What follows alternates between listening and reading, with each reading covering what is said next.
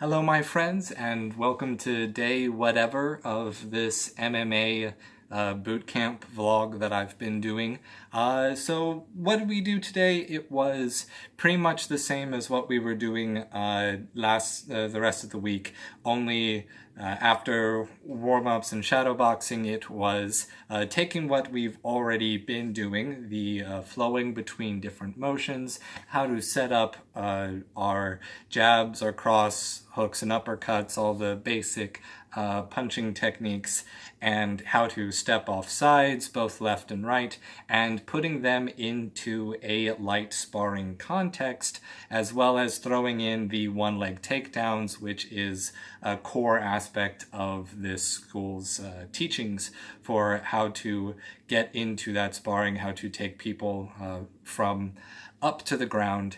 And I would say that it was really good. I feel a lot more mobile now. I don't know if it's just that everything is starting to click together, if the month is finally starting to show its progress, show its results, but I don't feel nearly as stationary when I'm doing the light sparring. I'm able to get off to the right and to the left pretty easily, and yeah, I'm feeling really good about it.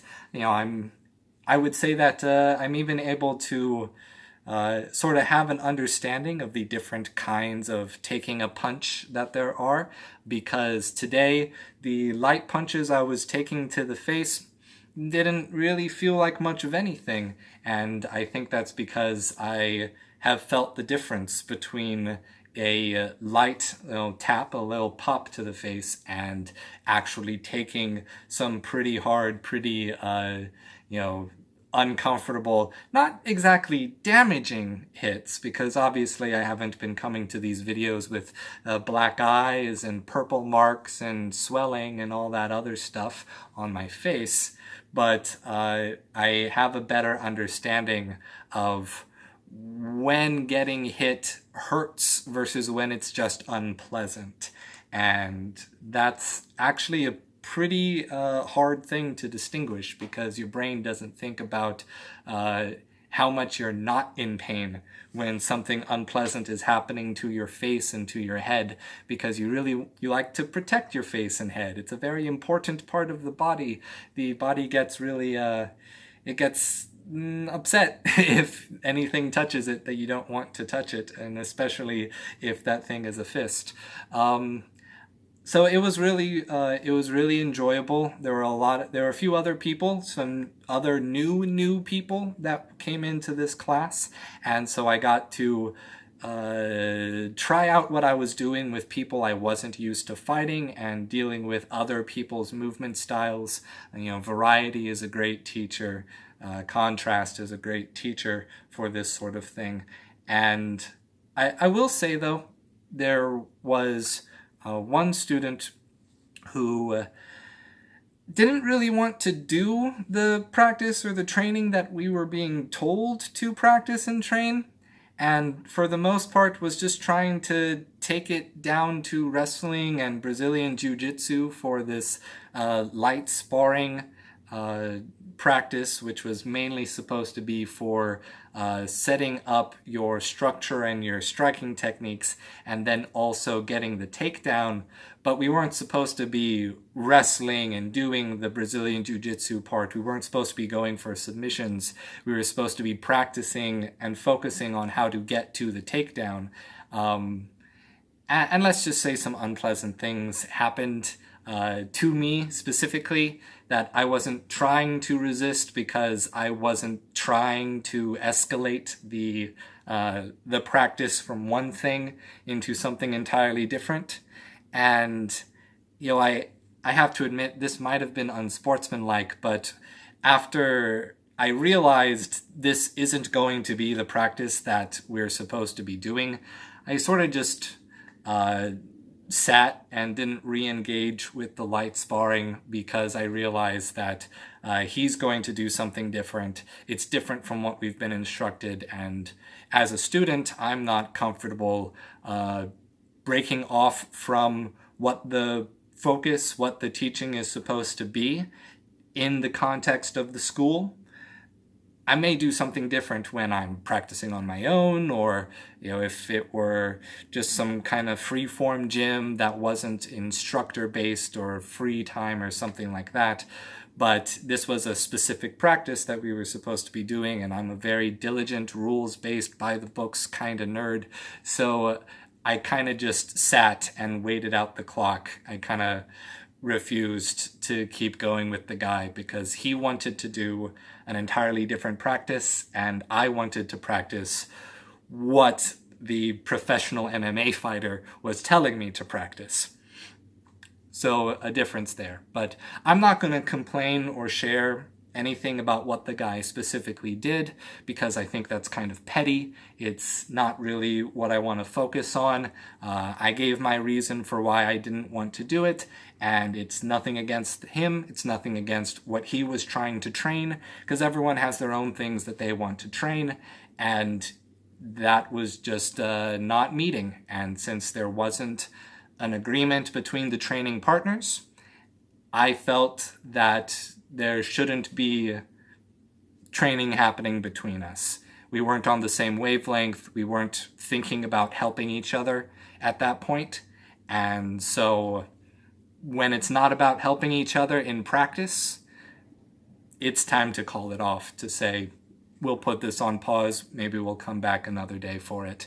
But it'll be something I keep in mind when I go ahead and spar with this guy again in the future, whenever, if ever, that happens.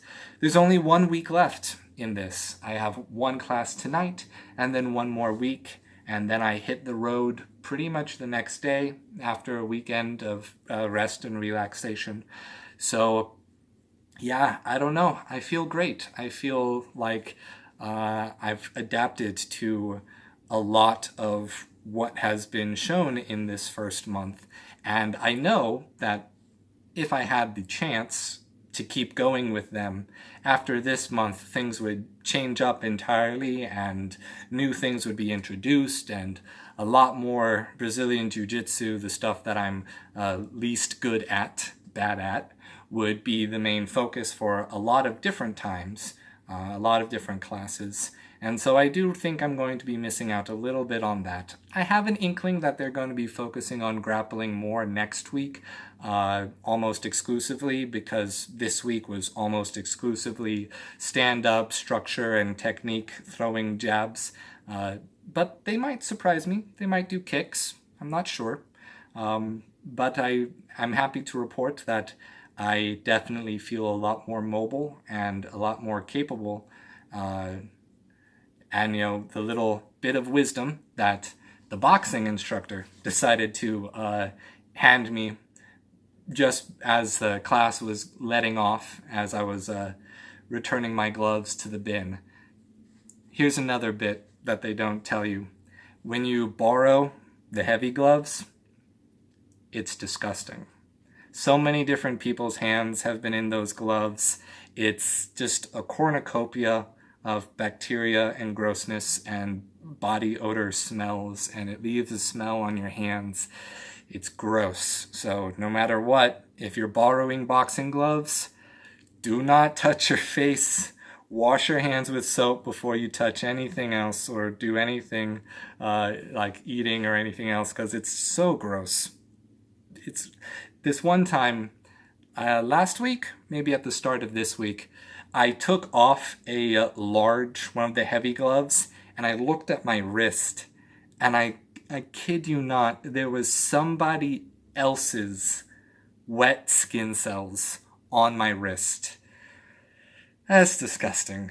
I can accept it if it's part of wrestling and literally coming off of someone's body while I'm grappling with them. Fighting's sweaty, gross work sometimes, and you just kind of accept it and you learn to love it and you learn to ignore the smell of everyone because you smell just as bad. But when it's old skin cells, ugh, no, gross. I didn't make a scene. I just went and washed my entire arm really fast. It was the end of class, so I was lucky. No, but what I was saying, the boxing instructor's little bit of wisdom, He said 1% better, and I know the end of that little bit of advice, so I replied with every day. Because that's the goal, to just get 1% better every single day. Little improvements over time, because you can never make a lot of improvement in an extremely short time. And that's a little counterintuitive, a little dishonest, considering I entered into this month of training hoping to get a lot of fitness gains in a relatively short period of time, just 1 month, a single block of the year. And I did realize that there was a long way to go, a lot of fitness that I am not going to have by the time this month finishes. And that's just how it's going to be. Because, you can't shake off a year of inactivity in a month. You gotta devote the time to it. But it is a good takeaway. If there's one bit of practical advice that the show Naruto ever gave, it was Rock Lee. I forget which squad Rock Lee is in. Sorry about that. But that philosophy of better than you were yesterday. And not a lot better, just a tiny little bit better than you were. And that's all you really need to focus on. If you can get one little bit better at anything, then you've improved. And you can rely on that little bit increase to add up over time, to become significant someday. But this isn't the end of the video. I still have tonight's class that I do intend on going to because I'm still feeling all right. And so I'll see you then. All right, so I decided that I'm not going to this evening's class, and that is mainly because I'm tired. I just feel tired this afternoon, and I don't really have any good reason for it.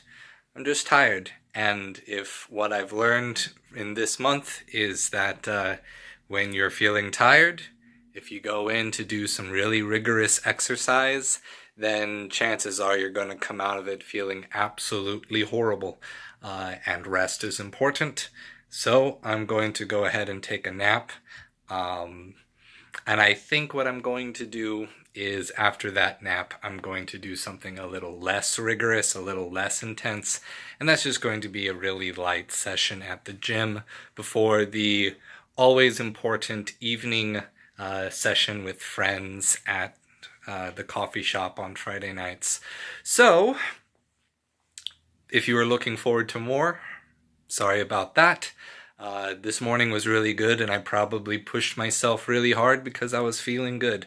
But now I'm just tired, and so I'm going to be a little less tired and do something a little less strenuous, a little less intense.